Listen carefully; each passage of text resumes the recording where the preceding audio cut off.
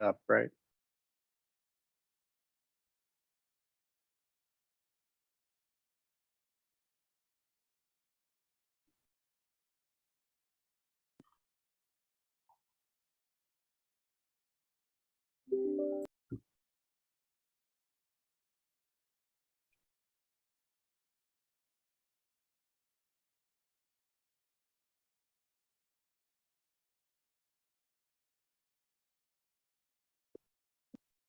People are still drifting in, so we're just giving it a minute.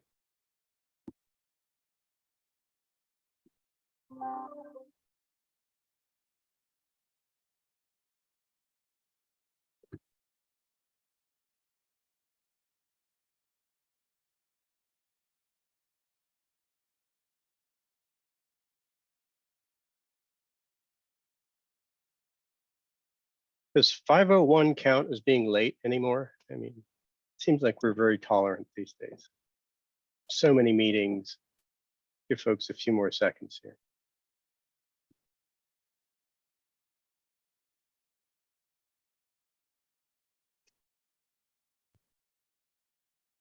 Okay, I haven't seen the counter move in a little bit now. It's 5:01. Let's get going. We do have a packed evening ahead of us. We got a lot of information to share tonight. Welcome to the 5th public workshop on the Strategic Water Supply Assessment. So as I said, we do have a packed evening. I would ask that we hold questions until the end of the presentation. We'll try to get through the slides as quickly as we can and still convey all the information that we're trying to. And so tonight we've heard just that there are a few questions still lingering around the issue of demand management and how that's been treated in the Strategic Water Supply Assessment. And so we wanted to take another opportunity to run through in some detail kind of the process, what we've done with respect to demand management in the Strategic Water Supply Assessment. Tonight, there are really 3 tenets that we'd like to convey regarding this water conservation element that's included in the Strategic Water Supply Assessment. And one is that the water conservation element is not the entire water efficiency program. It contains only the components for which we're able to quantify the water savings. And every drop of savings that we identify reduces future demand. And we've got to be sure of those savings. So that's one key tenet from tonight. And Carrie will get into a lot of the details as to how we did that. The other is that the effectiveness of the programs that Carrie will outline tonight depend on participation rates, right? Behavior change in our community, participation rates. And we've used our experience in the recent drought, 2020 and 2021, to help guide or benchmark what those participation rates are. We've also availed ourselves of nationally recognized experts in the field of demand management to look at what we've put down and to, check our work. And we'll talk a little bit about that as well tonight. And then finally, the third piece is that the Strategic Water Supply Assessment and any resulting roadmap from that will be an adaptive plan. And that means that we can take advantage of new information that's developed along the way, whether it's demand management is far more successful than we had thought, we can incorporate that new information into our planning. Conversely, if demand management is not as successful as we thought it might be, or other parts of the roadmap aren't quite what we thought they were, the roadmap can be adapted. These are flexible solutions, and we need to be able to take advantage of new information as it becomes available to adapt our planning. So Armin, if you pull up the PowerPoint this evening, we can start in on that. And so this is the 5th public workshop, and the next slide has our agenda for the evening. We'll have a detailed review of demand management before getting into the project update, but we'll just touch lightly on the remaining water management alternatives and the portfolios that we put together and presented to the board a few days ago. And we'll have a summary of the analysis as to how those portfolios have will affect the water supply deficit. And then we'll get into developing roadmaps and next steps. So at this point, I'll hand it over to Carrie Pollard, our Water Efficiency Manager, who will take us through a detailed review of our water efficiency measures and the water conservation element as part of the strategic water supply assessment. Carrie? Yeah, thanks, Paul. So I wanted to start this evening with an acknowledgement of our current programs that we have in place, right? We've had a conservation efficiency demand management program, essentially different words for the same name, since the 90s. And as of today, here are the list of incentives that are current offerings. Additional information on each of these can be found on our website. Next slide. In addition to incentives, we recognize that policy and regulations play an important role in ensuring our community continues to build efficiently, right? So we have our local policy and regulations, which include our landscape plan review for any new or rehabilitated landscape, must comply with efficiency standards. We have indoor fixture standards built into our code, ensuring that new connections are maximizing their efficiency on their site. We have a requirement to install gray water systems for any substantial remodel that occurs within the service area. And we have numerous water waste prohibitions that align with the state water waste prohibitions, but also in some cases exceed those state requirements. For example, our ongoing irrigation limit of no more than 2 days per week of overhead spray. Going beyond just our local policy and regulations, there's state regulatory requirements that are either in place or currently being developed. And these really focus around water use targets for essentially every sector that we serve. And we can look forward to those continuing to develop through the state regulatory process and potentially impact water use within our community moving forward. Next slide. The third component that I think is really important to touch on is our outreach and education. Oftentimes, these are programs we would consider non-quantifiable, right? We know that providing education to students so that they understand where their water comes from and they value that water a bit more when they know where it's coming from, and that understanding increases their desire more often than not to be more efficient, right? So not waste water, if you would. Similarly, we have garden walks where we have our Marin County Master Gardeners go out to folks' homes and assist them in installing correct locally appropriate plants, or changing their irrigation frequency or timing to be more efficient. All of these save water, for sure. We know this, but quantifying the exact amount for each of these programs is near impossible. But we do recognize that they are important to provide education and help our customers understand what our program offerings are to drive participation to our programs. Next slide. So acknowledging that we've had a program in place for decades, really, we wanted to take a snapshot of how are we doing. And this is our 2020 per capita water use, which was 124 gallons per person per day. And this is our total production divided by population. And what this shows here is many, not all, the table does include every water utility in the state of California, but you can't quite see that granular detail if we have them all listed there. But it really shows that we're kind of smack in the middle, if you would, or at least we were in 2020 when we looked at per capita use statewide. And this is a good comparison to kind of help set an understanding of where there may be additional opportunity and kind of how we fall within the pack of water utilities statewide. Next slide. So we wanted to move on to reviewing kind of the development of the water conservation element that's been incorporated into the strategic water supply assessment. Next slide.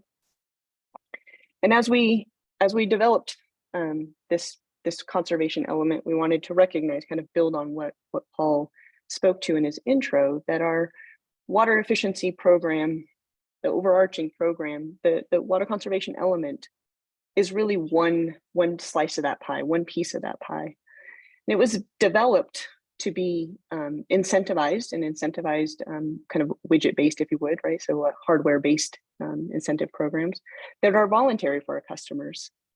And we used programs in this water conservation element that are provided quantifiable water savings that we could calculate and had some level of confidence that those savings numbers were actually achievable. In addition to projecting savings, we also looked at participation, right? Because that's a key component of achieving those water savings, is having our customers participate in these programs. And so we'll look at this in a little bit more detail, but we established those participation levels based on historic data. Overall, this one small piece of the pie of the water conservation, of the water efficiency program, the element piece, is about 160 acre-feet per year. Jumping down to the lower box, the last box there, that drought response action. So this is really aligning with our short-term, low-frequency drought response, right? So this would start off voluntary and would progress to mandatory depending on the water shortage level that we were enacting at that time, which would directly correlate with our water shortage contingency plan. The reason why it's important to have it included here is that the savings that are achieved and the fixture replacements that occur during a drought response will continue to provide long-term benefit and long-term water savings. And we see some of those, the savings quantified from our 2021 drought response in future slides. We'll touch on that in a moment too. And then jumping to the middle is kind of this water efficiency master plan. This is designed to develop a program that takes our current offerings and the water conservation element and, potentially these drought response actions as well, as say, putting these all together, what's the maximum potential for our community? This water efficiency master plan would include leading edge initiatives and new technologies that could be developed or that are developed that should be piloted or launched or tested within our community. It may include new ordinances. It would primarily be incentivized, right, and voluntary-based program. Again, we want to develop programs that drive our customers to participate so we can achieve those long-term water savings. And of course, it would include our non-quantifiable programs. So the school education, the outreach, the landscape training programs, all of those really important programs to continue to increase efficiency within our community would be included in the water efficiency master plan. Next slide. So we have this overarching kind of water efficiency master plan with a subcomponent of this this water conservation element. And we look at forecasting of future water savings, right? So how do we incorporate this forecasting into the strategic water supply assessment? We recognize that understating the future demands may lead to water shortages, right? And overstating those future demands could lead to costly and unnecessary water supply projects. We know that conservation will play an important role in limiting demands, but forecasting how exactly those demands will be, or how exactly those savings will be incorporated into those future demands can be a challenge, right? We want it to be based on data and ensure that we have a high level of confidence that the savings we project will actually be able to be achieved. And that was part of the challenge. Next slide. But we were able to develop a thank you. We were able to develop a water conservation element, a specific future demand reductions that we are projecting out to 2045.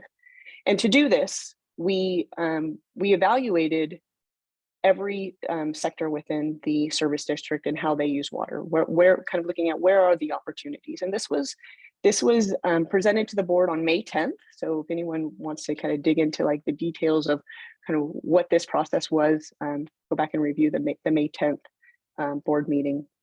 Essentially what we did is we looked at every sector and we focused in on, what's the greatest opportunity. And what we found it was going to be, of course, irrigation, outdoor water use, if you would, and also recognizing that single family customers are our largest customer base, right? So it makes sense that those would kind of be the two main focuses for achieving significant water savings.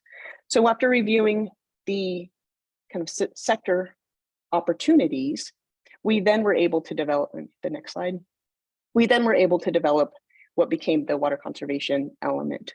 We recognize that there will be natural replacement of water using appliances through plumbing code and just building code and other regulations, or, they just, clothes washer dies, you get a new model. It's, what you can purchase today is exponentially more efficient than what it's likely replacing. So we knew we'd get some savings there.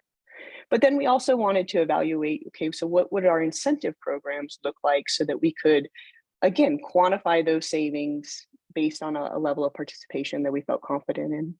And so we developed these sub bullet points here, starting with AMI. We have about 5,500 AMI meter connections within the service area, and we're sending about 1,200 notifications each year. And these are leak notifications for customers who have an active leak and that they have not taken action to repair that leak. We do project that as new installations of AMI come on board, these number of notifications, could increase as well, or would increase. We then looked at non-functional turf areas. So this would be parkway strips and medians within the service area, and determined that 70,000 square feet per year was a reasonable number to kind of really target those medians and parkway strips to get them converted to low water use plant material. The third bullet would be our turf conversion program. This is really focused more on our residential, multifamily, kind of commercial sites, estimating 100,000 square feet of turf replaced there. For rain barrels, we estimated 15,000 gallons of storage, of rain barrel storage, would be incentivized through our programs. And you can see the remaining items listed there. We recognize that the near term, kind of these incentives were designed based on our current best available technology, but going forward, there may be, some changes to these. That if we deem we can save additional water using some other new technology that we may not be aware of today. And so these are kind of projections that we are, a snapshot, if you would, of what we're currently looking at. Next slide. And so, how did we come up with those levels of participation? I think is a realistic question. And what we did was we looked at our past annual participation of pre-drought. We used a 5-year average of pre-drought participation. And then we also looked at our 2021 water shortage emergency drought response. And we recognized that in many cases, our pre-drought level of participation was lackluster, if you would. There were opportunities to do a bit more, but we also thought it was unlikely that we would see the demand for our programs that we saw during the water shortage emergency. And so in taking into this pre-drought and kind of drought response levels, we were able to land on the water conservation element projections for each of these items. And there's one, for example, our non-functional turf conversion rebate. We didn't have that program pre-drought, and we didn't have it during the drought. It's really a new program that's evolved over the last few months, maybe even a year now. Time flies. To recognizing that that's an opportunity that we really want to focus in on, and we can achieve some significant water savings by having those non-functional turf areas removed.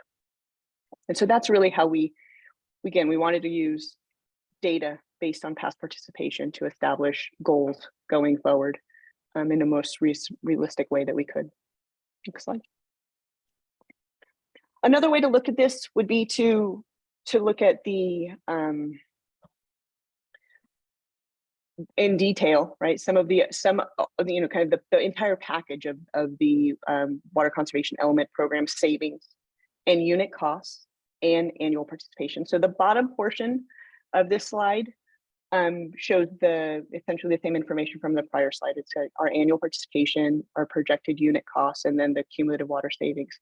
The top section is our actual drought response and program savings that we saw during 2021. So for example, high efficiency toilets, that program had ended in 2020. We brought it back as part of our drought response. We only had 30 participants or 30 fixtures go through that specific, high efficiency toilet replacement program. And it did achieve some water savings.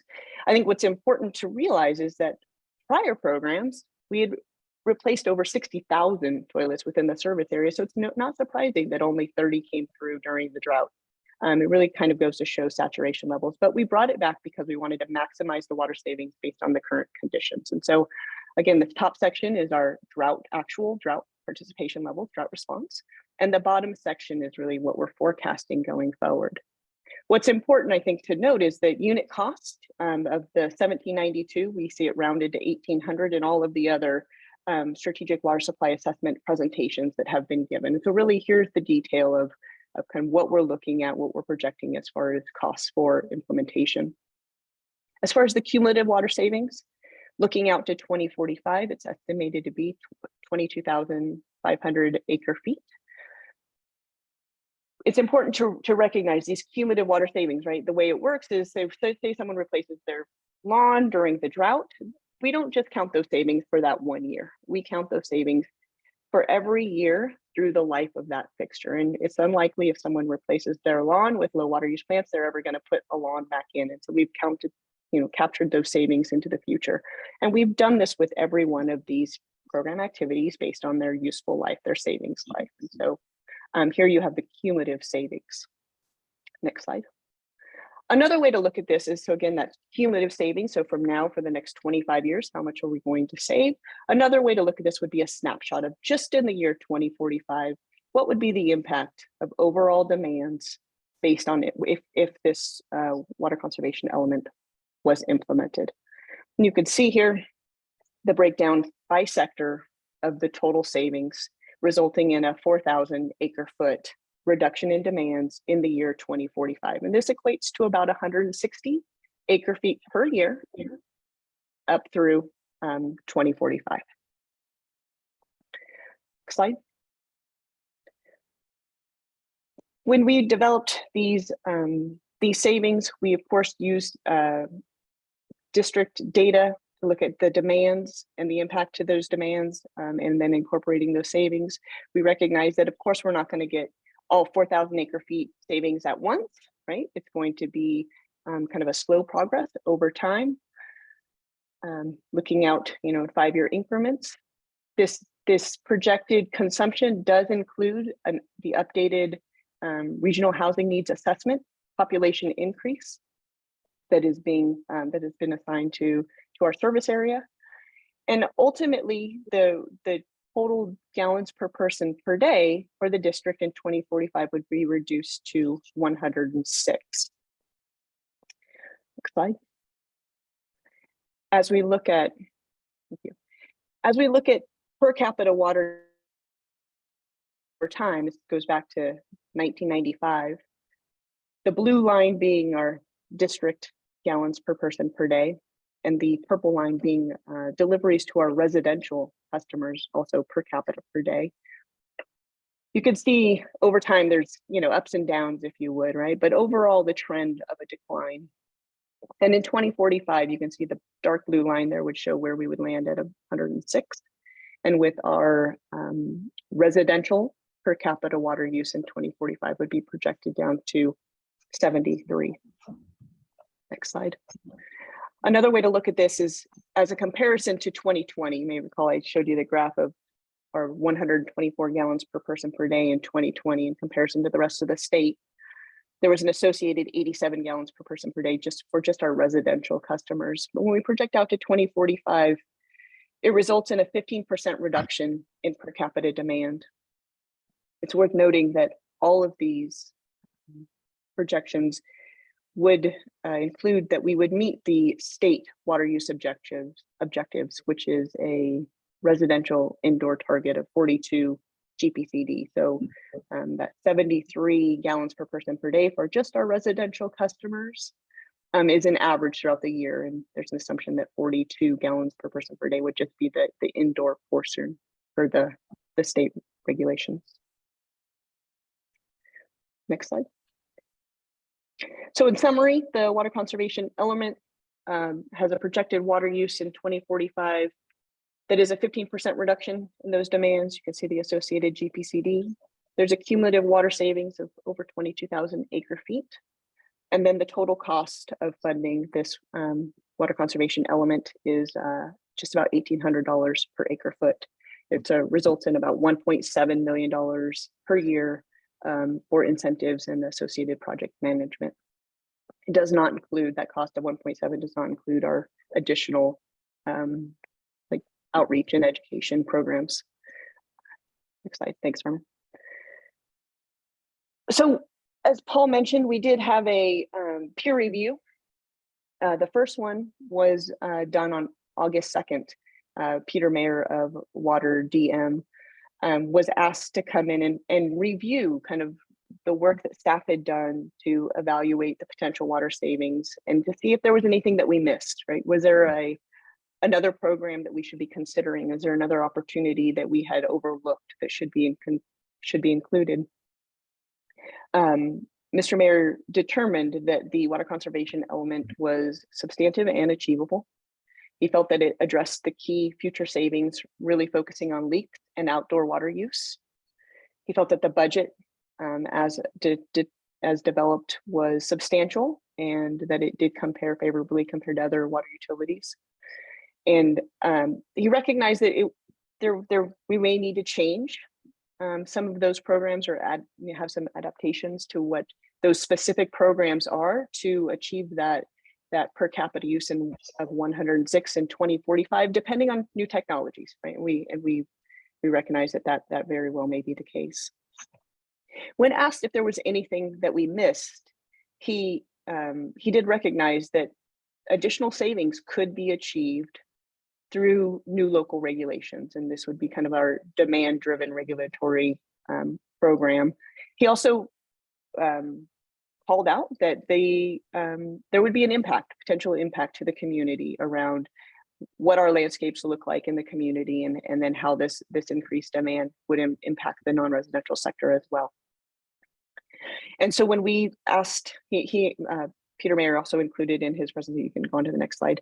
He also included in his presentation some draft regulatory or some draft regulations that he felt would water savings. And he really leaned on this idea that it wasn't just the adoption of the regulation, but it was actually the enforcement that would be needed also to ensure that those water savings were actually achieved as intended if we were going to project those additional savings moving forward. He spoke to what the need for water budgets and any associated penalties for exceeding those budgets. He also included water efficient landscape ordinance regulations that would need to be modified or adopted, specifically around limiting turf installations for new developments and remodels, limiting the types of plant material and the types of irrigation for new developments and remodels. And then also including things like prohibiting turf in front yards and limiting the allowable turf area for single family homes. He felt that all of these would be some examples, not all, but that these were examples of the type of regulatory driven programs that would need to be implemented to achieve additional water savings in a way that we could quantify and include in this type of assessment. Moving on to the next slide. Taking those that list of regulatory driven programs that Peter provided to us, there was an estimated resulting water savings that was determined, was calculated to have a 2045 reduction of about down to about 25,800 acre feet in, again, 2045. GPCD would drop from 106 down to 100, and then our residential per capita would drop down to 69. An estimate for the cost to fund this regulatory driven program was developed to be about $4,000 per acre foot, with, dependent on the type of enforcement implementation and kind of specifically which regulations were adopted would have some bearing on that. Next slide.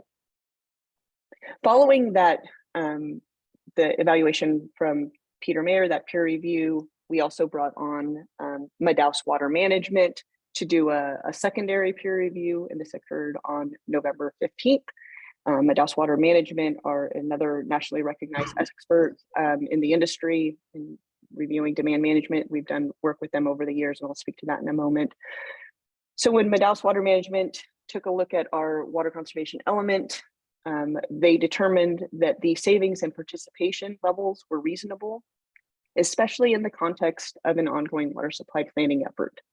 They actually recommended that we remove some of the programs that we had included, such as rain barrels, gray water, and pool covers. And then they also recommended that we, explore some opportunities to increase participation.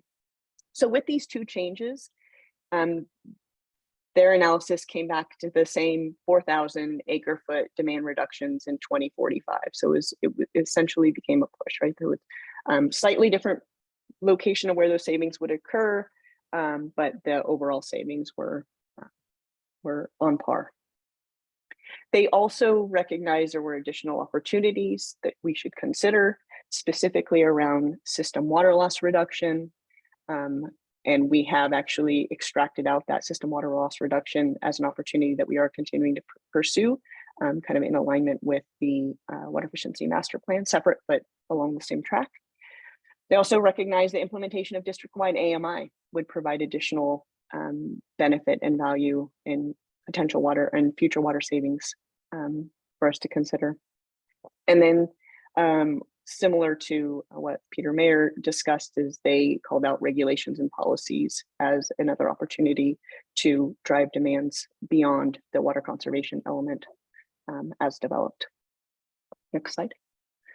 As I mentioned, we've worked with Madaus Water Management over the year, and they've done numerous program evaluations for the district.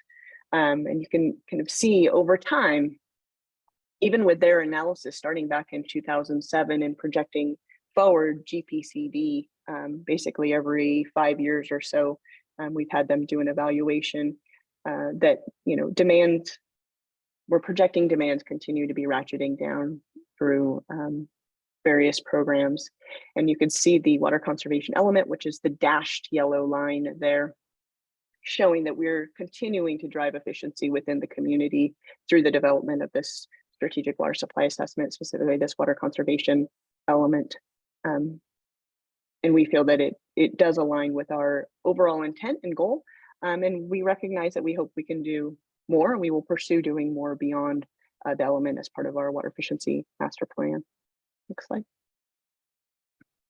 Kind of circling back to where we are and where we're projecting we're going, and kind of a little bit more on how those nationally recognized experts kind of came to this conclusion, going from 124 down to 106. You can see that it really does shift quite a bit where we land within the range of statewide water use, and going beyond that 106, kind of that plus or minus 5% within around 100 GPCD, it gets very tight, and being reasonable within the maximizing the water savings that we can achieve within the community. Those, both of those national experts felt that the program that had been developed is a great starting point, and definitely aligns with where they think we can be moving forward. Next slide. So incorporating demand reductions into the strategic water supply assessment based on the cost and the peer review, we received board feedback to pursue the incentive-based water conservation element. And what we have here on the left is the yield projections for both the element, the water conservation element, and the regulatory driven program. And then on the right is the costs associated with those programs as well. And as I mentioned, the direction we've received is to incorporate the water conservation element into the strategic water supply assessment. Next slide. Wrapping up here. So the water conservation element is projecting a 15% reduction in demands by 2045. The conservation savings have been incorporated into the strategic water supply assessment based on data from historic participation and also estimates by district staff, and augmented by nationally recognized expert in the field of demand management. The kind of overarching water efficiency program will be updated this year as part of the Water Efficiency Master Plan, and will aspire to greater levels of water savings beyond the projections that are incorporated into the Strategic Water Supply Assessment. And further savings could be achieved, right, if there was interest in pursuing more stringent landscape regulations and policies, again, with focused enforcement. And so with that, I will turn it back over to Armin to complete the rest of the presentation. Thanks, Carrie, and good sequence. Appreciate good sequencing of me advancing your slides. Sorry if I was delayed. Okay, I want to transition a bit in this presentation and talk a little more broadly about the Strategic Water Supply Assessment and give an update to the public on where that assessment stands. Carrie provided the details on one aspect of the Strategic Water Supply Assessment, the conservation piece, but we want to talk more broadly about the program or the assessment. First off, the glossary, we won't spend too much time on this, but there are a lot of acronyms that are used in water management, and we've tried to highlight some of them here for when you flip back through the slides at a later point, you'll have an understanding of some of these acronyms. I'm happy to answer in the Q&A any questions on these. Paul, I think you were going to take this part, weren't you? I can, Armin. This is just a reference slide, again, similar to the glossary, and it sort of reflects the dates and kind of a very snapshot view of the topics and public meetings and of the public meetings and engagement that we've had over the past 11 months or so. So not to go through all of these, but they're just here to give you an idea, and you see on the bottom there the location on our website where you can find all of these presentations. Thanks, Armin. Okay, so for today we're going to be focusing the last efforts we had were looking at draft strategies and portfolios with the board. At the board meeting on the 24th, we looked at analysis of those portfolios, and today what we're focusing on is presenting summary aspects of that presentation that was presented to the board for the community. Upcoming in middle of February, we're looking at presenting a presentation of a roadmap to the board for consideration. So just stepping back for some of those who are tuning in for the first time or need a reminder of what we're trying to do as part of the Strategic Water Supply Assessment, we're looking at kind of answering these broad questions. What is the current risk to Marin Water's water delivery reliability under historic and projected future droughts? Trying to assess the question of how much additional water supply might be needed to achieve that reliability under different drought and demand scenarios. We spent quite a bit of the time in summer and early fall last year looking at the range of water supply alternatives that could increase the resilience of the system during droughts, and essentially the pros and cons of those alternatives, the cost, the yield that they would be could be generated. And then finally, the fourth question, which is kind of pulling it all together, is what are the recommendations that can be developed to support both near-term and long-term investment in drought resiliency? So given that as the kind of the backdrop of the questions we're trying to solve or answer as part of this Strategic Water Supply Assessment, we had a process where we have been following through the course of this assessment, looking at what are the goals of the water supply strategy. There was a substantial effort put forth in terms of developing a decision support model to simulate the Marin system and the water supplies and demands. There was development of scenarios. We looked at a number of scenarios of supply and demand and different drought lengths and severity. Spent the effort looking through a range of water supply alternatives. How could we address that potential deficits? and then evaluating each of those water supply alternatives. We're essentially into the tail end of that portion of it, where we're evaluating alternatives and starting to consider portfolios. So just as a reminder that we're looking at a number of scenarios.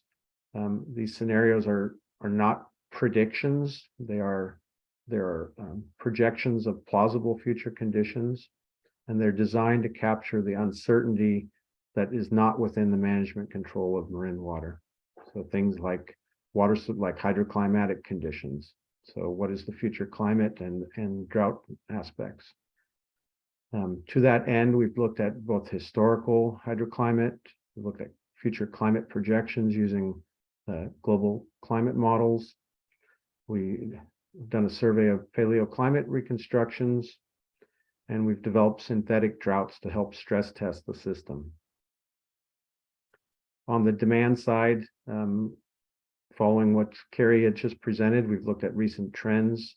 We've incorporated population growth and land use with the RHNA, the RENA projections.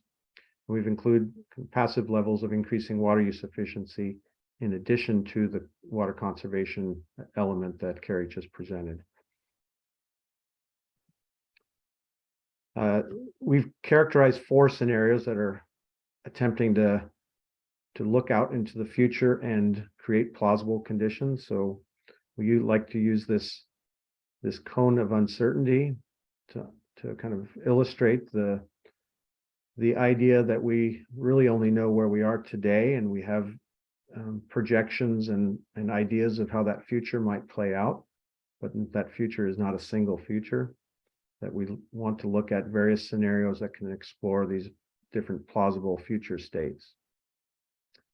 And to that end, we've developed 4 scenarios, primarily exploring the hydroclimatic conditions. Our first scenario is what we're calling current trends, but it's essentially looking at historical hydroclimatic conditions with the current trends in demand. Scenario 2 looks at a short and severe drought. So we've created a 4-year drought, a synthetic drought, to stress test the system. Our third scenario looks at future climate projections and how those projections anticipate future droughts might play out. And finally, scenario 4 is an abrupt disruptions, where we combine both a short and severe drought with some considerations of potential disruptions within the watershed using wildfires as our surrogate. These are the scenario assumptions for the 4 scenarios. Again, the hydroclimatic assumptions are listed in that first column. I think the key one to discuss today that we'll present a little bit more on is scenario 2, which is the short and severe drought. We've created this synthetic drought, which means we looked back at history and we took 19 water years, 2020 and 2021, which were your 2 of your most severest back-to-back years in history. And then we've combined that with water years 1976 and 1977, which were your 2 most dramatic years in history. So we've created these from 2 2-year droughts. We've created 1 4-year drought to stress test the system. The scenario 3, which is looking at future climate projections, has identified droughts of longer range, so 6, 7, 8, even some 10-year droughts, but many of those are not as severe as scenario 2, which is this synthetic drought. We have different levels or similar levels of demand assumptions in all of the scenarios, and similar levels of operational assumptions in scenarios 1, 2, and 3. Scenario 4 is the only one that has a different operational assumption, in that we've assumed that potential post-wildfire sedimentation and organic runoff might reduce the treatability of supply for a period of time. And then we've reduced Bontempi treatment plant operations for Bontempi was offline for 6 months, and we assumed that San Geronimo would be operating at 50% capacity for 6 months. Again, these are stress test scenarios that we're trying to identify where the vulnerabilities are within the marine system, and then to explore ways to address those.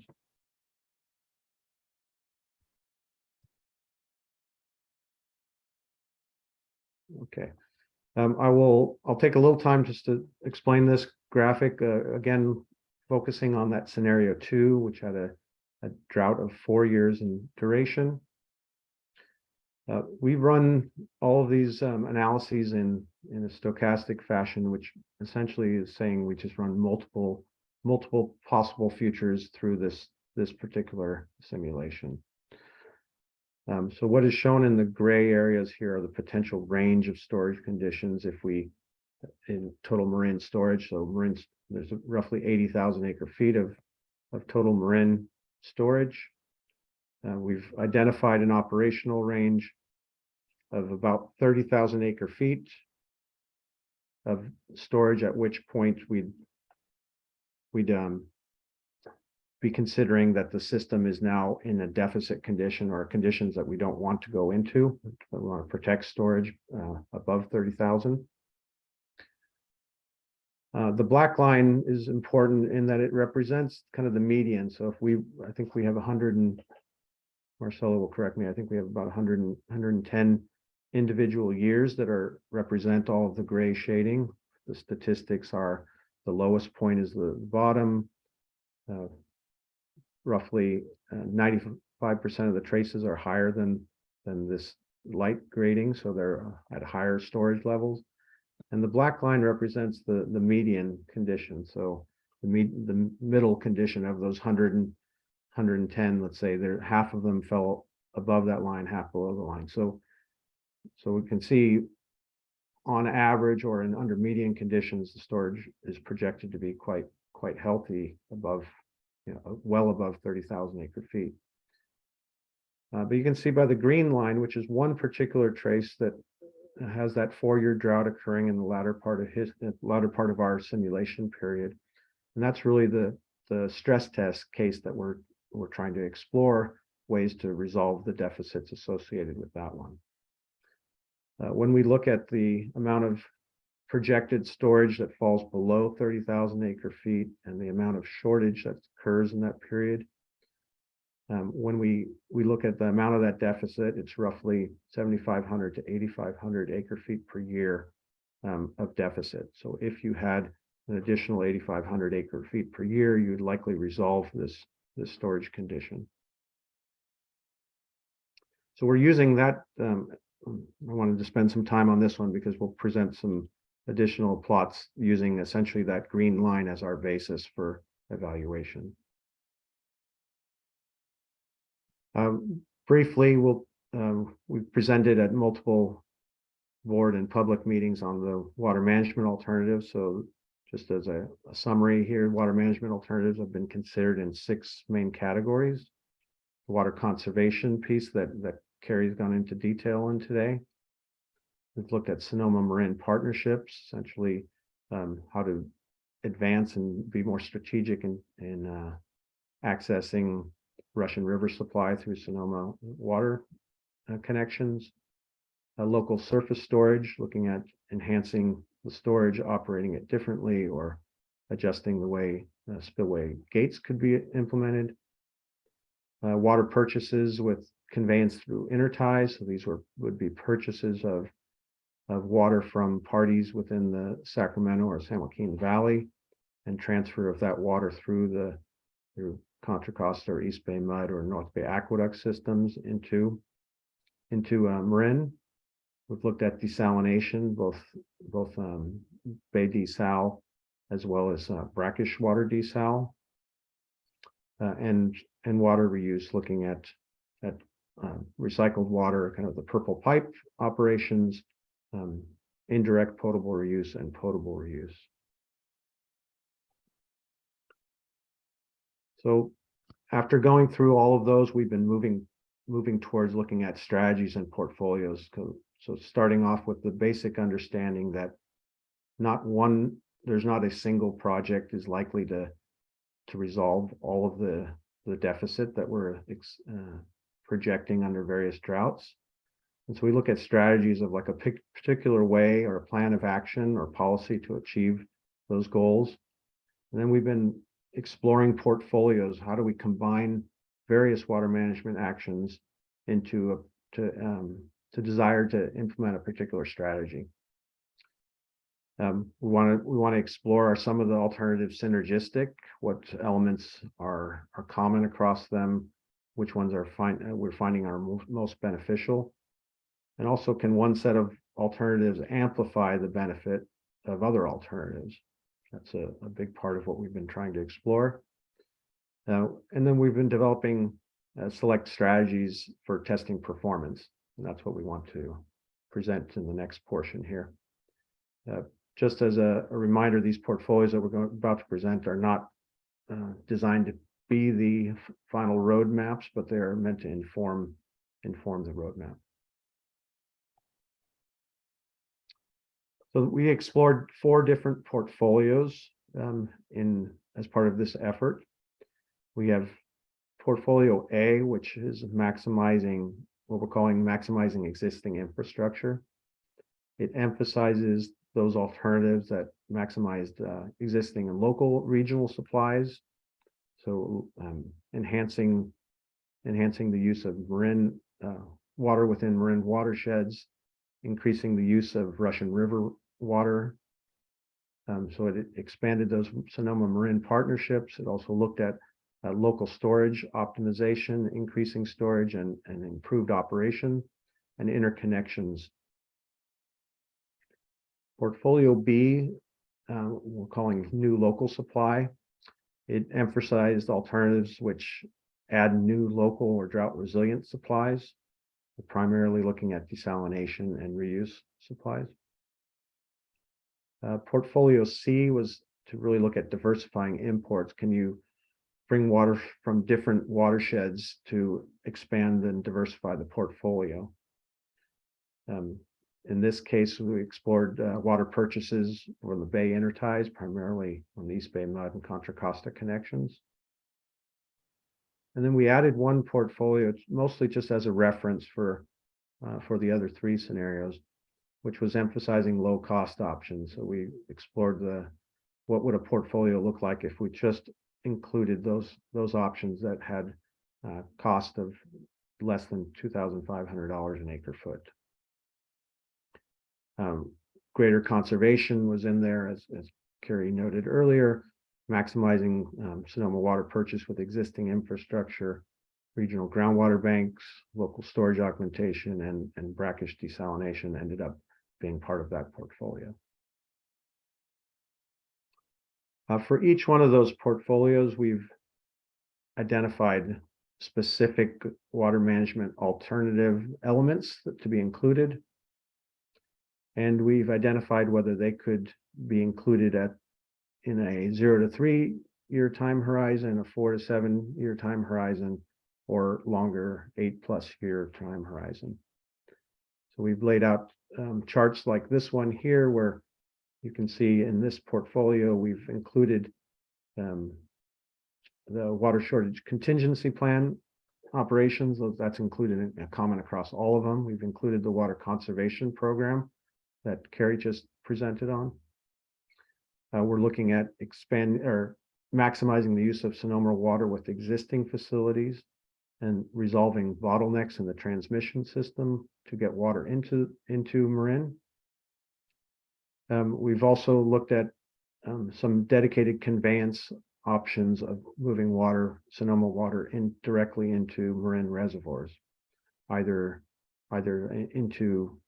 through Castagna into Nicasio Reservoir, or from Cotati tanks all the way directly into Suluhuli. So direct connections from Sonoma water's system into the reservoirs of Marin. We've looked at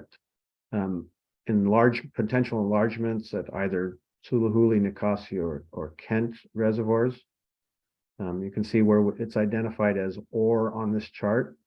We've only simulated one of those enlargements or one of those conveyance options, but those are choices that would have to be made at some future point.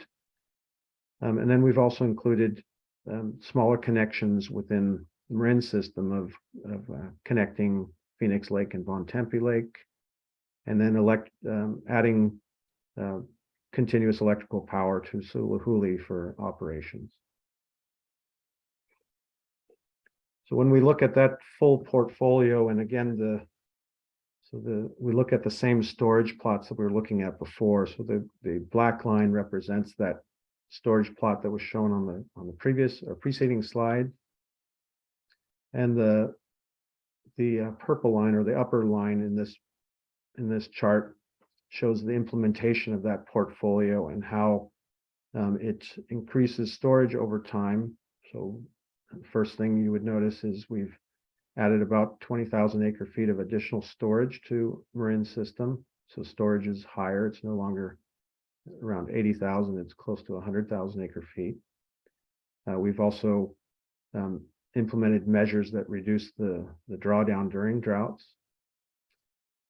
And so this particular portfolio, as implemented, keeps storage above the 30,000 threshold, just barely.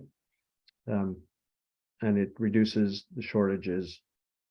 In addition, it reduces the frequency of time of which water shortage contingency plans reductions, so kind of drought conservation measures would have to be implemented.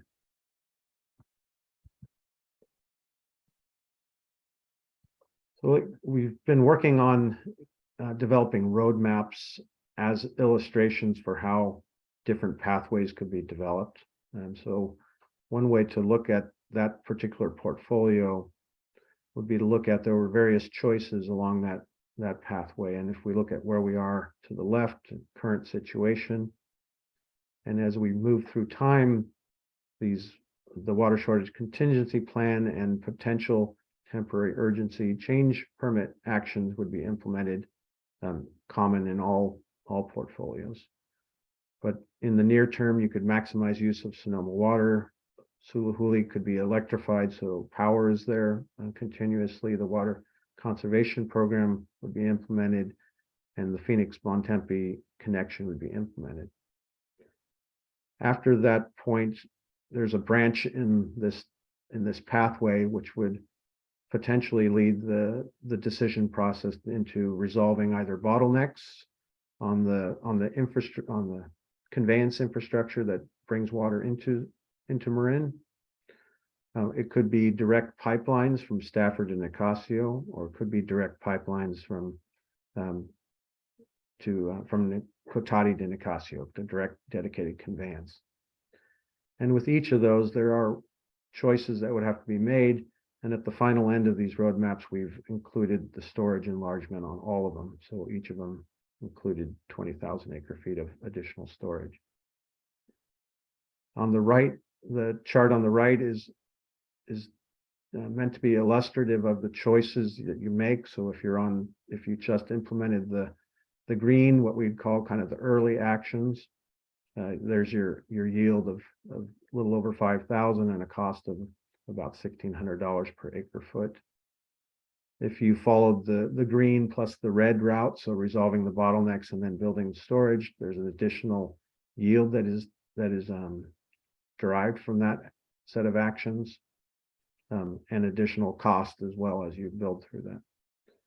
I'm kind of going all the way to the all the way to the bottom one.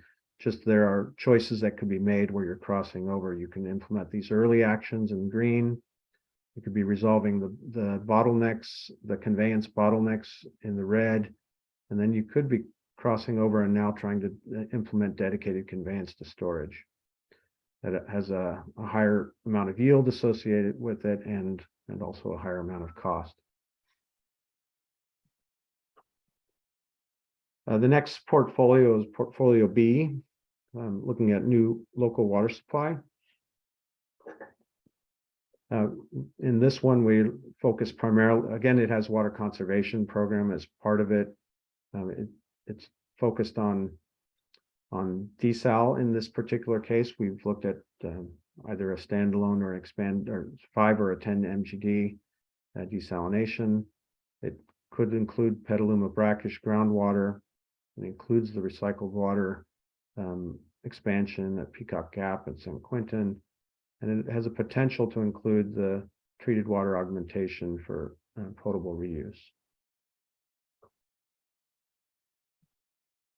When we, in this particular portfolio, what's shown here is a simulation with the desalination facility online. This is actually showing the red line is the 10 MGD facility, and then the whatever color line that is, the dashed line on the legend is with a 5 MGD desalination facility. And you can see with this particular alternative, it largely meets the 30,000 acre feet, just falls just under the 30,000 acre feet. So it has some small residual deficit, but I'd say from the perspective of the analysis, it's pretty close to meeting those requirements or thresholds, and also has a reduction in the amount of number of years in which you have to go from stage 3 conservation levels. Similar to the preceding portfolio, we developed roadmaps of looking at how you might move down this particular pathway. We again, in green, we have kind of common elements, and then choices that could be made beyond that. Starting at the very top in the red pathway, we could be looking at Marin desalination at 5 MGD that could be expanded to an 10 MGD facility. And in fact, we looked at potential expansion up to 15 MGD. Or choices could be made to focus on Petaluma brackish desalination, where we're looking at a brackish groundwater that would be salts would be removed and brought into the system. Or on the lower half of the chart, there's indirect potable reuse, the reuse options of indirect potable reuse or direct potable reuse. And those could be done at an individual facility, looking at like CMSA, the Central Marin Sanitation Agency, or it could be a more broad regional program. Again, the pathways on the right are showing the potential yield that could be derived from these options and the relative cost of the entire pathway averaged out by that yield. The third portfolio is diversifying imports, and in this particular case, again, it includes the conservation elements, but we're looking at bringing water into the system through a purchase of supply from the Sacramento Valley, in this case, and then transport of that water through an intertie with East Bay Mud or through Contra Costa. Looking at this particular scenario or this particular portfolio, we identified here is in this particular, the assumptions in this particular portfolio are that 20,000 acre feet per year would be purchased from the Sacramento Valley, and it would be moved over the course of 4 years at roughly 5,000 acre feet per year. What we find from this particular portfolio is that the quantity of supply, at least as assumed in this particular, those assumptions I just laid out, are likely to be insufficient to meet this stress test drought criteria. We're falling below our 30,000 acre feet threshold. But we are elevating storage and creating better conditions than the baseline. It would likely have to be combined with other actions to achieve the full 30,000 acre feet levels. And again, we developed these roadmaps or pathway roadmaps with common elements and then various possible intertie options. We only simulated these purchases of 5,000 acre feet per year or 20,000 acre feet in total. But the dashed line is reflecting that we'd likely have to look at purchases or movement of water at larger volumes than what we've simulated to achieve the reliability. Okay, and then finally we had the fourth portfolio, which was our low cost portfolio, where we didn't apply a particular strategy for this portfolio. It was simply based on costs, and I guess you can argue that that is a strategy in and of itself. But we applied just the cost filter to this particular strategy. So you can see the options that were or the alternatives that were included as part of this. It has the conservation program. It had a maximizing use of Sonoma water through existing facilities, so no new infrastructure, but more of an operational strategy. Regional groundwater bank, enhancing local storage, connecting the Phoenix Lake and Bontempi Lake, and then the electrification of Sulahuli. And then finally, at the bottom here, it included the Petaluma brackish groundwater desalination. We find that this portfolio actually achieves quite good benefits through the implementation, both primarily driven by the desalination, Petaluma brackish desalination, and through the storage program, the combination of those two, of adding new supply, developing additional storage, as well as maximizing the use of Sonoma water, diversions of Sonoma water into the Marin system using a more refined operational strategy. So those three elements tend to drive the benefit of this low-cost portfolio. And this roadmap is not very exciting because we didn't have a particular strategy. We just showed it as implementation of them in sequence. It could certainly get more complex than this if as we move forward. But when we look at just a comparison of the portfolios across the board, we have portfolios A, B, and D all achieved the goals of meeting the 30,000 acre feet, not having shortages, and achieving the stage 3 reductions, not having an increase in those stage 3 reductions. So we have positive benefits in all of those. The diversify import one would have to be expanded to really achieve the same level of benefits. You can see the yield, the drier yield that was generated under each of those portfolios in the second row, and the cost range associated with implementing those portfolios. They range from 22 to 2,500 in portfolio A. Portfolio B is 32 to 4,600. Portfolio C is $2,500 to $4,200 per acre foot, and the low-cost portfolio is roughly $2,000 an acre foot. And then we've identified kind of the main driver of that performance under each of the portfolios. So what we've been trying to do as part of this whole portfolio analysis was essentially a learning and an understanding aspect of it, to understand that there's multiple viable pathways. So what we found through this is that there are multiple viable pathways. There are different ways to achieve drought resilience. The conservation and the drought restrictions are key elements. They're targeted and they're effective and in general low cost. We've also found that the operational strategies that maximize Sonoma water supply can yield substantial benefits with the existing infrastructure.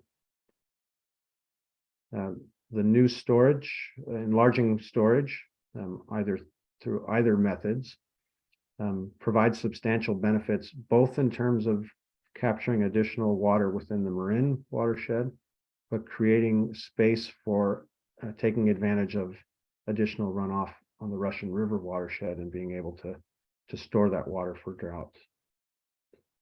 The new desalination, reuse, and the Sac Valley imported supplies, we likely have to scale them at the appropriate level or combined with other actions to achieve the outcomes.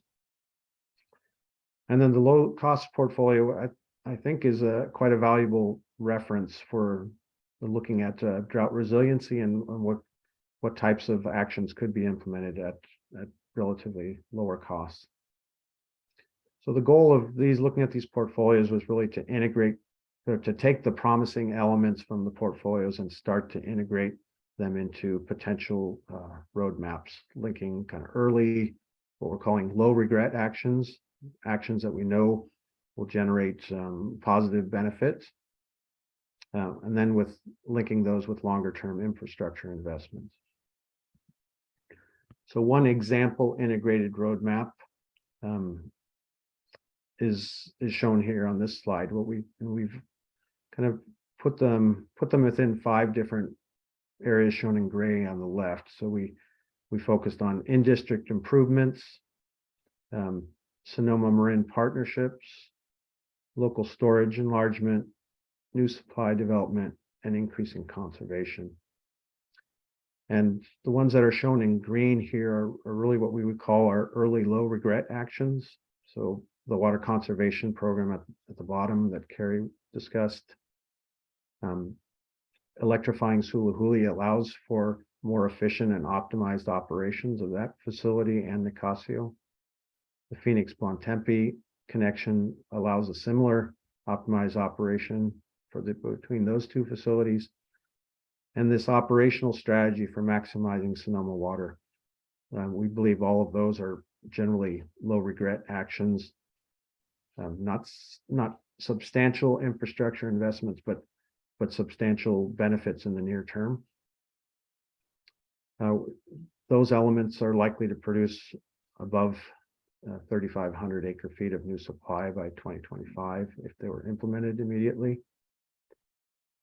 The next set of actions we're looking at resolving the bottlenecks of conveyance. So what's limiting water to be brought in from the Sonoma water transmission system into Marin or within Marin system itself. And the Petaluma brackish desalination facility combined with the other elements, those 2 would potentially could generate up to 10,000 acre feet per year by 2028, combining the light green and the tan colored options that are shown here. And then finally, looking out a little longer term, looking at developing conveyance to storage offers substantial benefit. Participating in a regional groundwater bank has the potential, if the bank is sized appropriately, to generate benefits, and increasing local storage amplifies the benefits of most of the new supply that would be coming into the system. So this is an example of an integrated roadmap, and our team is currently in the process of working with the district to assemble a set of recommended roadmaps for presentation to the board.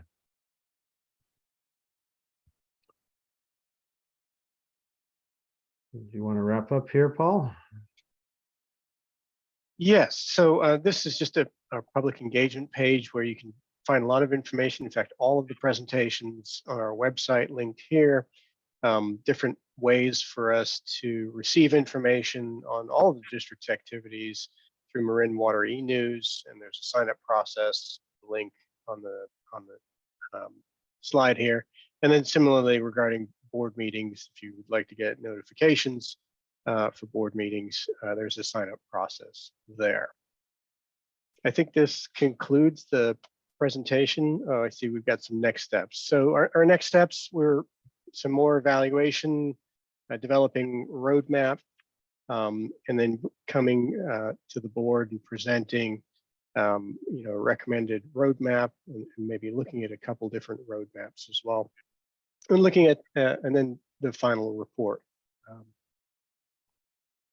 So I think that is our last slide for the evening. Yeah, great. So you can stop the share now, I think, and we can, Terry, are you on? We can, I think, open to questions. Yes, we have Miss Carol Dulcini. Go ahead, Miss Dulcini, I've unmuted you.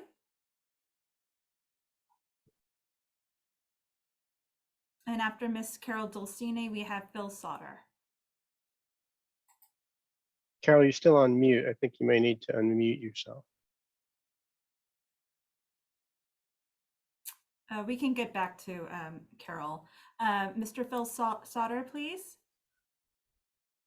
Thanks, and thank you very much for the presentation. I know this is a workshop, and I don't know if there's an opportunity to ask a question, but I would like to ask one question, but my first comment is thank you very much for the presentations, and especially to Carrie going through the steps that have been taken for conservation. It's interesting to note that that looking at some info that Carrie had sent me in the last week, that we have very little water being sold in tier 4 and in tier 3, which are the higher price, high usage sections of the water charges. And I'm wondering if, as we get into looking at rate increases, which I know is a separate topic, if it might be time, given the conservation history that we have, and how many people have moved out of tier 3 and tier 4 and are now buying in tier 1, if it might be time to look at those tier levels and maybe readjust them so that folks who are using a lot more water are actually getting a little bit more of a financial hit, and if that might contribute to reduced demand. And the question I have really has to do with that 30,000 acre feet that is off limits because of operational reasons. That's about 40% of our storage supply. And I'm not really clear on why that 30% is kind of untouchable. I know that the plants have trouble when you get down into that more murky water of processing it, but could there be changes in the way that we do our operations so that more of that water could be used? That would actually be a source of new supply if we could find ways to change operations and process some of that water. And then along those lines, I also wonder, since environmental releases are a big part of our water usage, if possibly those environmental releases, maybe we could dip the straw down into the reservoirs and maybe use some of that 30% for environmental releases. I don't know what that water is down there and whether the fish would like it any more than we do, but I would expect it might be a little bit colder and they would like that. So one of my questions is there any opportunity to look at that 30% and see if maybe we can actually get some of that back as a new source of water supply? Thank you. Yeah, Paul, why don't I give it a go initially?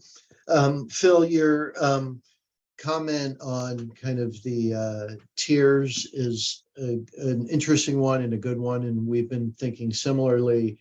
We're going to discuss that a bit tomorrow night when we bring to the public where we are on the COSA and the rate process. And really, I think what you're saying is that to better reflect the current demand pattern that we have now, and that is in line with what we're thinking. The 30,000, it's an interesting question, and certainly up to probably 10,000 is really operational, where we could have treatment plant issues and other stuff that, but the other is a buffer. Do you want a plan to be empty? And what that really means is, how precise are we predicting climate change and the pace of climate change and the droughts? And also, there's other events that could occur where you wouldn't want to be empty. We could have an earthquake in the midst of a drought or some other natural disaster that impairs our ability to import water or to move water.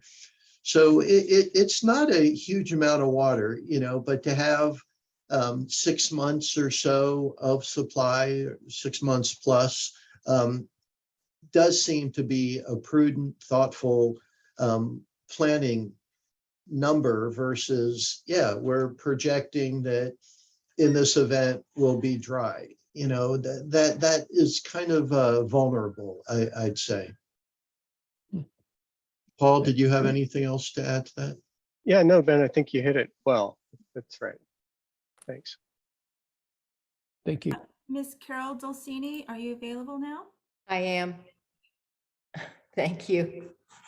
Thank you for taking questions. I would like to know if you could provide greater detail on what is meant by increasing local storage. Are you talking about installing spillway gates, or are you talking about new reservoirs, increasing dam heights? What is the current thinking about how to increase local storage? Thank you. Yeah, I think that's an interesting question, Ben. I'll take a stab at it, and then you can jump in and clean up hit this time. Carol, thanks for the question. So right now, we're not really in a position to pick a particular project in terms of local storage. We feel we've conceptually identified a number of different ways, and you've touched on them, from spillways to enlarging reservoirs to increase local storage. So we're not quite there yet in terms of picking a specific project. So I would say at this point in time, we're looking at all of the above, and a subsequent analysis will hopefully allow us to hone in on a kind of an approved approach to increasing local storage. Okay. Yeah, and just to add to that, as climate change, the predictions are generally less frequent, more intense precipitation. And that does point you to, if you have the opportunity for more storage, you certainly would look at that. So that's kind of, and the modeling does support that being beneficial. But yeah, I think absolutely Paul's response, what we are not at this point positioned to select which, and what were local storage to be in the ultimate roadmap that the board selects, we would then endeavor a detailed analysis with geotechnical and dam experts to really look at what's possible, more details in the costs, understand the lower cost options. Do we have those opportunities on slide gates or inflatable dams? What would raising Kent look like? Beginning to engage with resource agencies on what that would mean in terms of possible fish flows, as well as the other reservoirs, taking a hard look at all of them. So at this point, it's really looking at local storage as a potential benefit for our water supply resiliency. We have 4 more speakers: Wendy, Al Grumet, Roger Roberts, and Larry Minikis. Go ahead, Wendy. I've unmuted you. Thank you. Hi, Wendy Callens. I'm president of Sustainable Marin. I really appreciated the presentation on the conservation efforts. I am definitely in a learning curve of learning about water issues, and that was very informative. Couple of comments on that. One is that the second consultant recommending that you abandon rainwater and gray water. I hope you're not listening to that one. I don't even understand why you would get rid of something as simple as that. I am in the game of transportation demand management. And so I understand a lot of the struggles that you are working with in trying to influence human behavior, trying to quantify education, which we have to, is the same thing we try to talk about, that in education, you really can't project out what's going to happen when you're teaching people who are not yet homeowners, what it's going to be like if they learn about water conservation now and what it's going to be like for the future. So I appreciate the dilemma. In transportation demand management, we use education, engineering, and enforcement, but we also have another E, encouragement. And I'd like to know, aside from just providing incentives and doing outreach and education, what kinds of encouragement programs you have used, and can we up the game on really using there's many different strategies for encouragement that can be used. I'm interested in that. I like the idea of introducing regulations. It seems the consultants were mostly looking at turf when they talk about regulations, but you mentioned that for remodels, there's a requirement for gray water. Why not new construction? How can you partner with cities in the county for regulations that can encourage more conservation efforts, at least in new construction? And this is just because I'm new to the game, curious to know why going out to 2045 in your projections when we need this much sooner than that. And I'm sure there's probably a simple answer to that. Wendy, thanks for the questions. Carrie, I think why out to 2045? That's simply our planning horizon for this particular work. It's the timeframe period that we're taking a look at. Other than that, there's no sort of magic to that time frame. And Carrie, maybe you could pick up on the encouragement Yeah. aside from incentives. Yeah, I've never thought about categorizing encouragement separately. So I don't know if I'll come up with a list for you off the top of my head, but I think it's an intriguing idea and direction, and something that if I did put some thought into, I'm sure I could come up with some ways that we already are using encouragement to get folks on board. Putting me on a bit of a spot, so I'm not prepared for that one. Well, But as far as the gray happy- water, happy to yeah. work with you on that, I appreciate that. since that's something that I've been doing for the last 20 years. As far as gray water, so my apologies for not being clear, and I realized once I spoke, I didn't state that it was for new construction as well, but it's new construction and or any a substantial remodel does require that gray water, along with a number of other fixture standards, be met. And just to be clear, we are not abandoning rainwater. Thank you. Great. And just, as another, hopefully you are looking at all the newest technologies. I'm assuming that you will be. I'd love to be able to get at the bottom of that pack as far as per person usage. And just reiterating that demand reduction or conservation, depending on what we want to call it, is the most cost effective. It's also the most equitable, because some of the more expensive things that you have to do, like major desalination plants that would require a substantial rate increase, might be affordable to many Marin County residents, but there's many Marin County residents where that would be very painful. Thank you. Thank you. Al Grumet, please. Yes, thanks so much for the presentations. It was very informative and great to get a window into the demand management side of this and the conservation strategies in the portfolio. So thank you. My first question is for Armin, and my second set of questions are for Carrie and others who will be involved in demand management.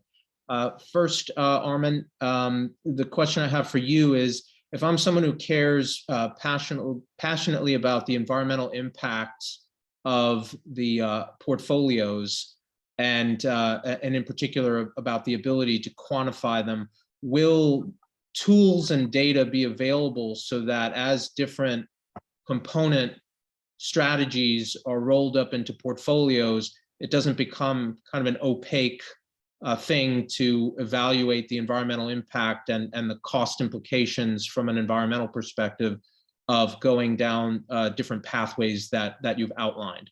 So that's my first question.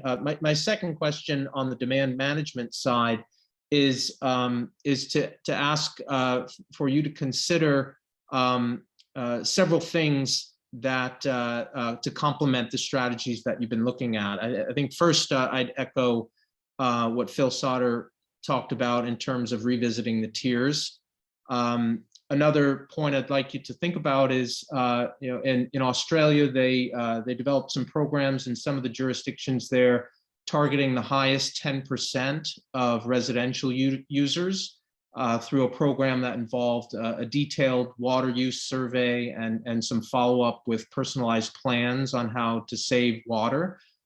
So I don't know the distribution of water use among our residents, but if there is in fact a super user group, one thing you can consider is a program that is actually focused on trying to reduce use by that super user subgroup to see if a focused approach on those users can yield some greater conservation results. And then finally, on the demand management side, I would ask maybe that you look into a so-called fee-bait program.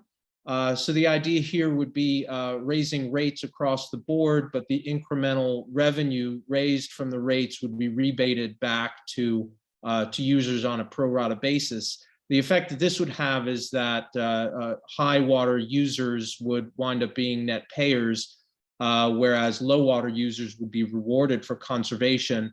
And that would have the effect of less prescriptive, less dictation to residents about how to save water, but a clear economic signal that it is in their self-interest to save water. And that way, rather than trying to manage a complex portfolio of rebates, you could simply allow users to figure out where they want to spend their conservation dollar. And the message to high water users will be crystal clear. What's also beneficial about this is that it could be revenue neutral. It could be a low regret revenue neutral approach to managing demand that could be brought online at the same time that the low regret supply and strategies are being brought online. And that way, if there are emerging demand management solutions, that those are being viewed in a similar vein to the long-term supply strategies, that we're saying that there could be high beta outcomes with not only the supply side solutions, but also with some of the demand side by funneling, by creating this kind of fee bait incentive structure for new technologies to come online. Those are great questions. Carrie, I'm going to hand two of them off to you, and I'll tackle the first one. Yeah, I'll give you a chance to prep for it. Al, thanks for your questions. Actually, very good questions that thought-provoking as well.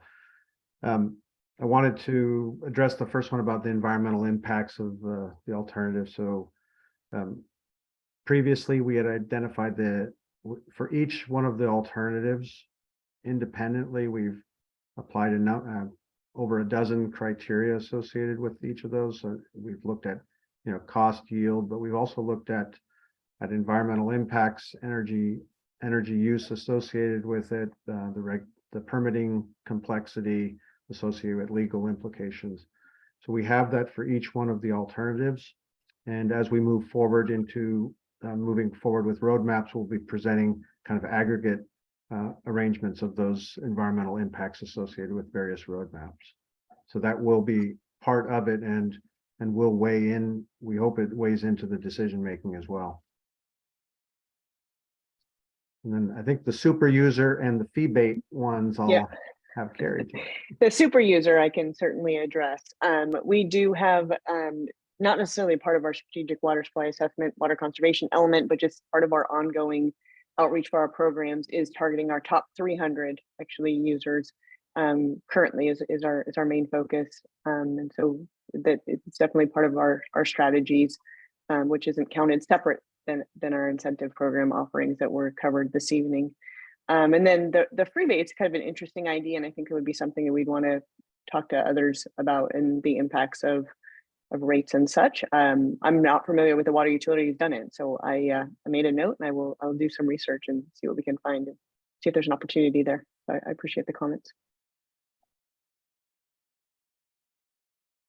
Next, we have Mr. Roger Roberts and then Larry Minikes. Go ahead, Mr. Roberts. Can you hear me? Yes. Looking at the portfolio choices, I would assume that the low-cost options will get very serious review and consideration, since they would have less impact on water rates. But I think it's important to understand the sequencing of the various choices in the roadmaps in terms of rate impacts. Because you want to try to help explain that to the public as to why the rate is going to be increased in such an on the short term and the medium term and the long term, and that's really the difficult process of trying to match, if you will, the sequence in which you take on projects and the impacts of rates in the short, medium, and long term. So there needs to be some explanation of how that's going to be done. And I know you will be doing it, and that'll be a very interesting process. Thank you. Thanks for the comment. Larry Minikes and then Marilyn Price. Go ahead, Mr. Minikes. Okay, well, thank you, Carrie and Paul and Armin and your staff for this evening's presentation. So I'm going to focus on demand management side of things this evening. And what I'm wondering about the TURF program is if TURF savings are calculated on current water use per acre, it might end up being below actual future savings as our climate becomes increasingly unpredictable, as we appear headed toward generally hotter, drier, and longer local climate conditions in these upcoming years. So if we're using the base of today, we're using so much water in all our turf, it may not be accurate. We may actually get greater savings in the future than we're calculating. That's kind of my question. Then,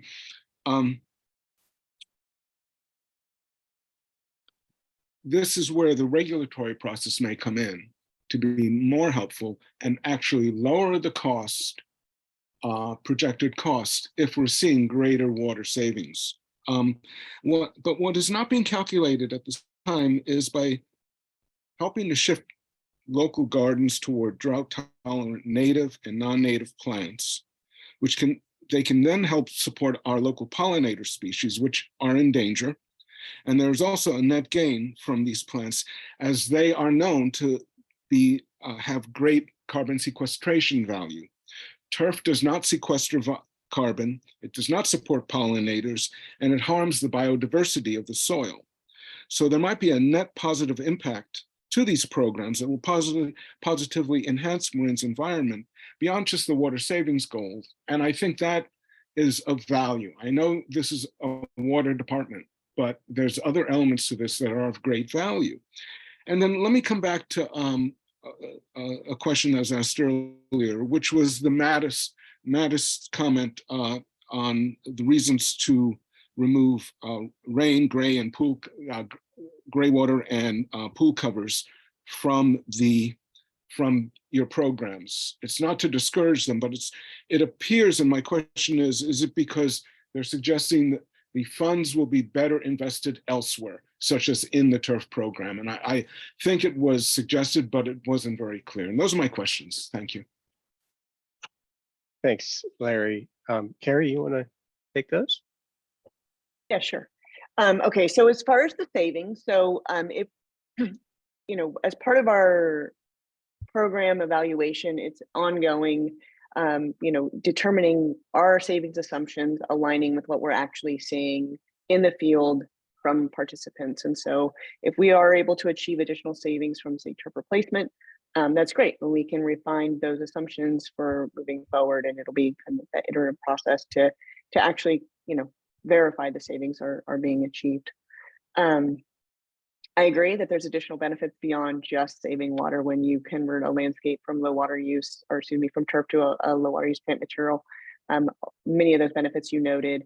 We do talk about those additional benefits in our materials to our customers to help educate them in making those decisions to actually, it's not just about water, it's all these other, soil health, pollinators, et cetera. Carbon sequestration. I don't think we actually touch on that, but I agree. I concur. what was the third one? The Madaus comment to Oh, yes, remove thank you. rainwater and gray water, and what was the basis for that? Right. So I believe, if I recall, and I was just pulling up the report to verify, was that they didn't feel that the levels of participation that we were anticipating were appropriate. They felt that it was kind of, that it's important to offer it as an incentive program, but not to guarantee the of, how those systems are installed, what the water is actually used for. And for example, pool covers, just because someone gets an incentive doesn't mean they're actually going to use it. So you're on point when saying that they did, basically were saying that those funds would be better off used in other programs. And they suggested the two programs they felt they would be most likely better off used in, which was turf and smart irrigation controllers. Okay, Carrie, I appreciate that. I guess my only comment would be to add these benefits to the turf program. We've been studying it over on the ecologically sound practices side of things that our steering committee, and there is carbon sequestration value to switching to these types of plants, which are also tend to be fire resistant. And with that, thank you and good evening. Thank you. And the last person I have is Marilyn Price. Well, I want to thank you all so very much. I'm so glad you take this all very seriously, as we all do. And you've done a tremendous job. Just a few things to add, as you probably have noticed from my past comments, that I'm very much conservation oriented. And I particularly myself lead a minimalist life. But the last time I mentioned about the challenging Marin to be a real leader in this conservation. And Carrie, I noticed your chart, and we fall in the middle and we can fall somewhere further behind. But then I looked at the one at the very using the least. And I'm wondering if we look really carefully at these communities that have been able to lower their use of water and find out what they have done differently. I think a lot of it is behavior. I think that we all here in Marin and in all of the world, we need to look at all of our consumption patterns. Water is one of our most precious resources, and I think people will acknowledge that and think more about their use if somehow we find out the ways of what people are doing or what other communities are doing to get to those people to limit their supply. I just looked at our water bill. We have a family of 4. I'm probably the most stringent about my use of water and other things that I consume. And my family upstairs is, they're more average Marin, but more toward being environmental. But I looked at our bill last July, no, the year before. We used 15 gallons a day per person. That's my 15-year-old grandson and my daughter and her husband and myself. The next year, which is this year, we used 17 gallons a day. That was in the summer. I just know Marin can do more. And it's not just important for water. It's important for everything, for the future of our planet, that we learn to live within our limits. And another thing that I thought about, well, and I love those, the fee program that both Phil and Al talked about as ways, and I think it is fair, and it encourages people to save more when they do have to pay more. But of course, then we have to consider those who can't pay more, how they can still get the water for an affordable price. But, oh, now I lost my train of thought. Oh, yes. No, it was in terms of, having these rain barrels and gray water or whatever, that in the event of earthquakes and fire, we're more self-sufficient when we have some of these in-home things that everybody has. So that's something to consider too. So those are my comments. Thanks so much. Thanks very much for your comments, Ms. Price. We do have 4 more speakers. I had to say that was the end. Sorry. I have Barbara Salzman, Ed Jameson, Elaine Dolcini, and Silky Valentine. So go ahead, Ms. Salzman. Hi. I'm Barbara Salzman, and I had a couple of points, some of which have been kind of brought up before, but one question is about the rain barrels. That seems to have caught everybody's attention. Maybe I missed it, but I did not hear that whether you've taken them up on their recommendation or not. So maybe I missed it, but it would be good to know that. I don't think you should throw out any alternative that has some potential to help the situation. With regard to environmental impacts, I did not hear you mention, and I hope that they're included in your analysis, the on-the-ground impacts of various alternatives. What kind of an area would it have to be built in? What are the impacts on fish and other aquatic populations, for example, of desal? Getting and expanding the water, the reservoirs could be quite environmentally damaging. So that all of that needs to be considered. I do think that you should be targeting high-end users, whatever you say, however you classify them. And finally, I would like to, I've said this before, I'd like to express my support for your rejecting the intertie with the East Bay. I think it's not and the Delta. I think that's very risky. You would be the first to be dropped in time of a drought, and it's just contributing to the cumulative environmental impacts of the whole water system that's sick in this state. Anyway, thank you. Thanks for those comments, Ms. Salzman. Just very quickly, the rain barrels and our rebates remain in our program. Oh, okay, good. And we agree wholeheartedly environmental impacts of all of our projects. Not only are the law here in California and across the nation, but also are the values for marine water that we embrace. So we will be making sure we cover those. And then I think Carrie mentioned we already do have a high-end user program that we're looking at the top 300 users in the district. And of course, our master plan update coming up this year will continue to refine some of these thoughts. And thanks for your comments. Thanks. Mr. Ed Jamison, Elaine Dulcini, and Silke Valentine. Go ahead, Mr. Jamison. Yes, thanks. I'd like to start with a couple of comments and then ask two questions. On the issue of how much drought supply is needed, I believe Jacob's estimated supply need of 8,500 acre feet is woefully underestimated based on the numbers Jacobs included on table 5 of their draft final document that was released about a week ago. I believe with appropriate assumptions, we need 15 to 20,000 acre feet of available drought capacity, depending upon the timing of implementation during a drought. On local desal, I believe your cost estimates are very questionable at about twice what Antioch and Doheny suggest and what Kennedy Jenks estimated for us a year and a half ago, excluding a 30% contingency. On Petaluma desal, I believe there's presently no interest in partisan. Local desal could be brought online far earlier than hoping that Sonoma Water will get interested. Ultimately, limited may make this idea non-feasible as a regional supply. Also on desal, back around June, Jacob said desal could be shut down for 2 days to a week. We need to know what that means in terms of what reduced percentage of capacity desal can be operated at when not needed. This is critical to our evaluation of desal as a component of our drought water supply.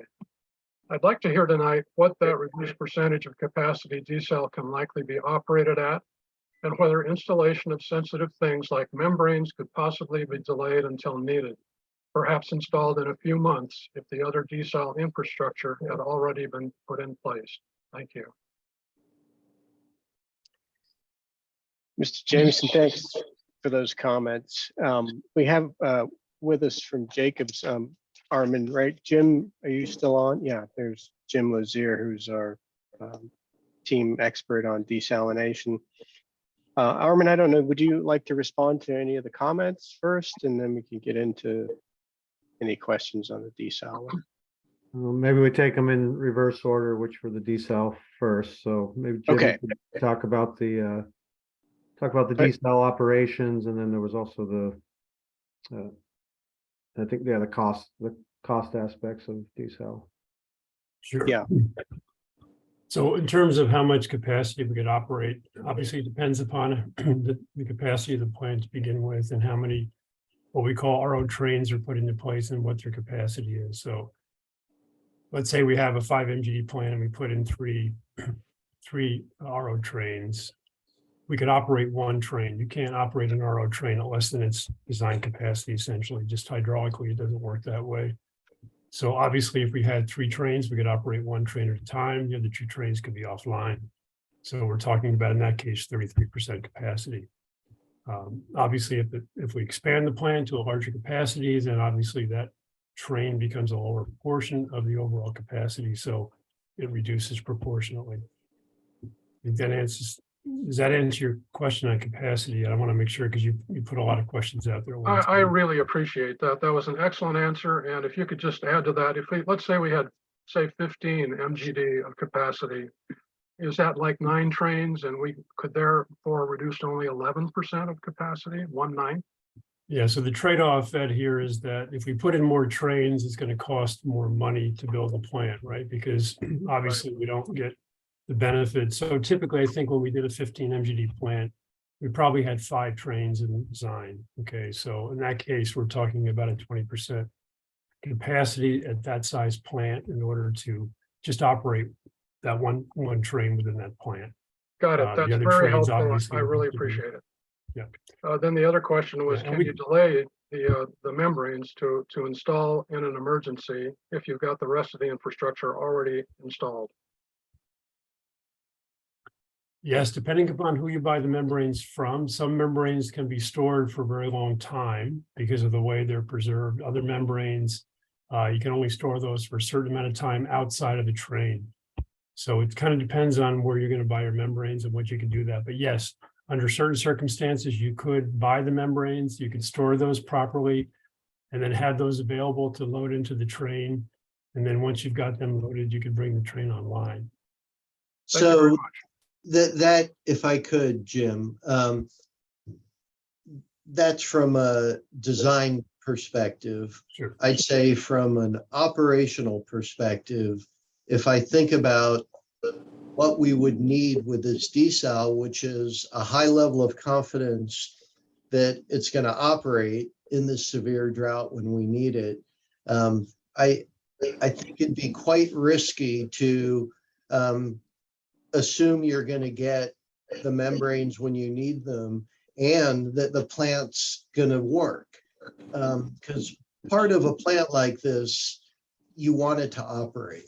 And it has how many chemical feed systems? It's a super, a dozen or something. It's a very complex operation.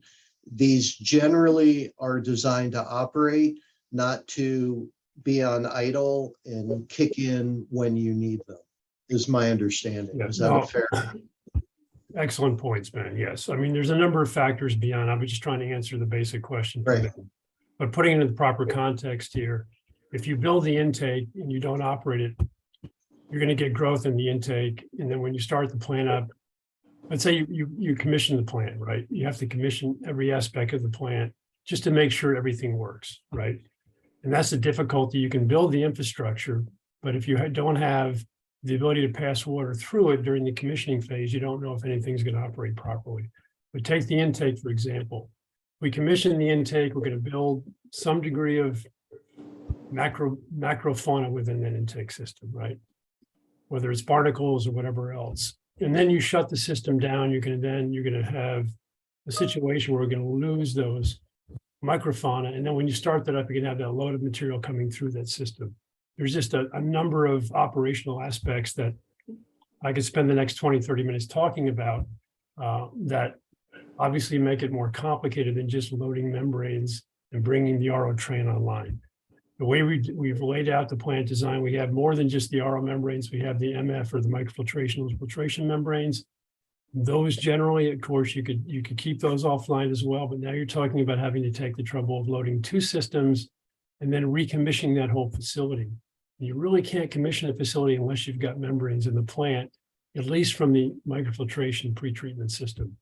The RO, you can do that, but you can't do it with the front end plant. So there's a lot of other aspects besides building everything and not loading membranes in in terms, as you say, making the plant operational at the end of the day.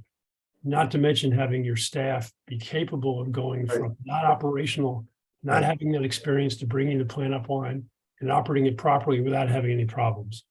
So it's not as simple as just not loading membranes.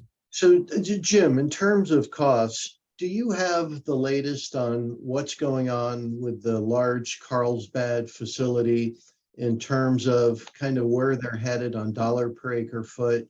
And how does that kind of match or not with what your numbers are showing? Sure. So when Carlsbad was brought online, its cost per acre foot that was being charged to any kind of water authority was about $2,200 an acre foot. Okay, and they have a take or pay contract to take at least 47,000 acre feet per year.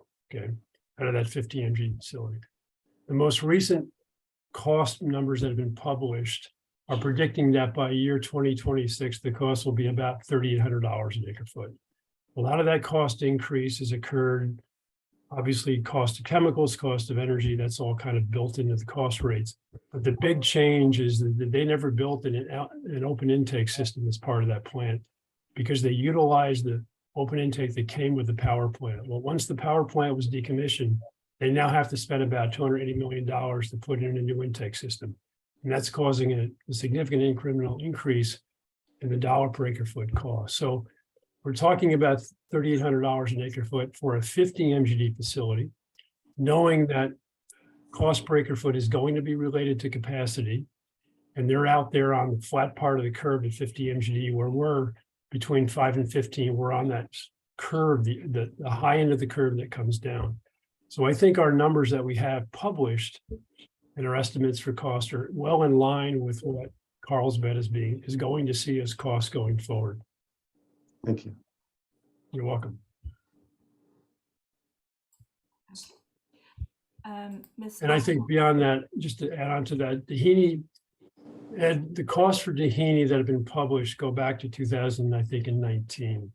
Those costs are being reevaluated currently. I've had that conversation with the consultant, GHD, about this. So they understand that those costs are not accurate and those are being revised. Antioch costs, I think, as I've indicated previously, are not comparable to a seawater desal plant. One, it's a brackish plant, and two, they're using the existing water plant as pretreatment. So that cost is not really an apples to apple comparison to a seawater plant on the bay here. I really appreciate that, Jim. Thank you very much. You're very welcome, Ed. Okay, then we have Elaine Dulcini and Silky Valentine. Ms. Dulcini? Can you hear me okay? Yes. Yep. Well, good evening. Thank you for spending so much time this evening listening to us. I'll get straight to the point so you can go away from this at some point.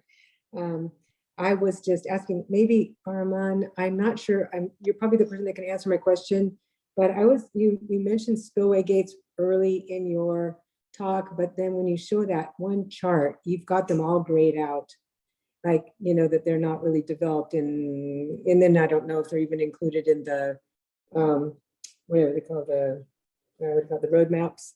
And I know, and now the discussion afterwards here today, it sounds like the spillway gates are still kind of something, but how come they were grayed out in that one chart? I just wanted clarity on that. Yeah, good question. I should have mentioned that during the presentation.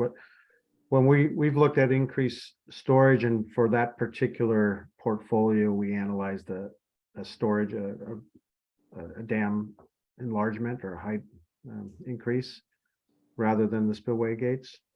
The spillway gates, the modified spillway gates can create additional storage. They will create much less additional storage than actually increasing a dam height.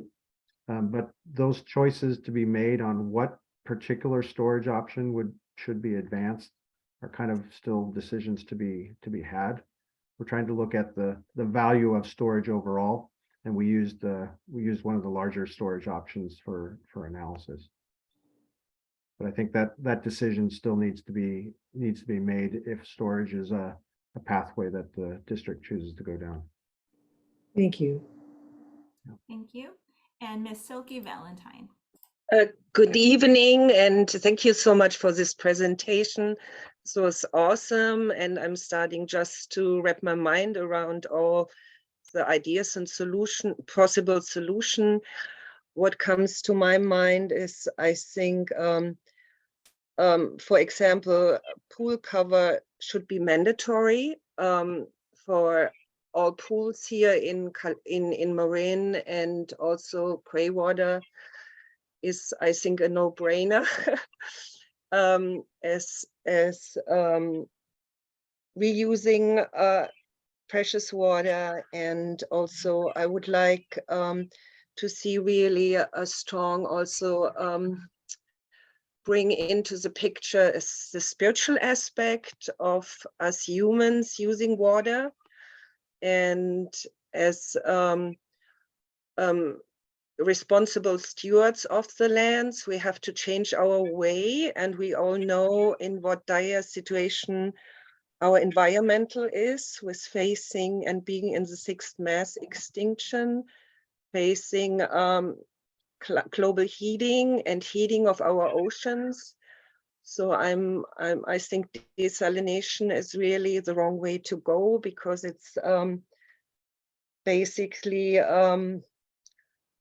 another way to destroy our natural world by extracting desired resources. And I think we have to change our way, and it is a spiritual a spiritual desire that we become more responsible and sustainable in our way of living concerning all the other living beings on this planet. So thank you very much for listening. I wish you all a good night, and thank you for all the work you're doing.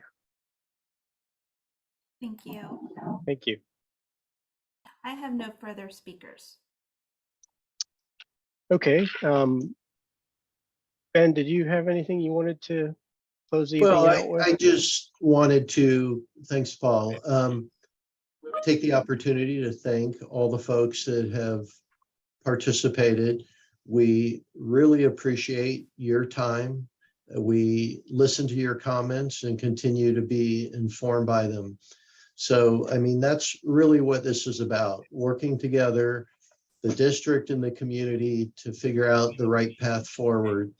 And, you know, it feels like we're moving forward and making headway. And it's really large part is thanks to the community and the level of engagement.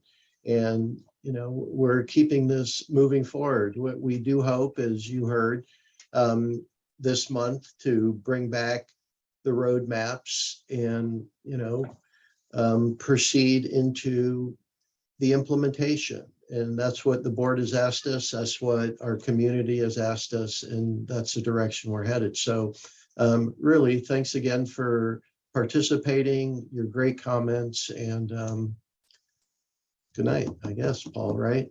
Yeah, just thanks everybody for their passion and interest in what we do. And we do appreciate, as Ben said, your participation. Thanks again. Good night. Good night.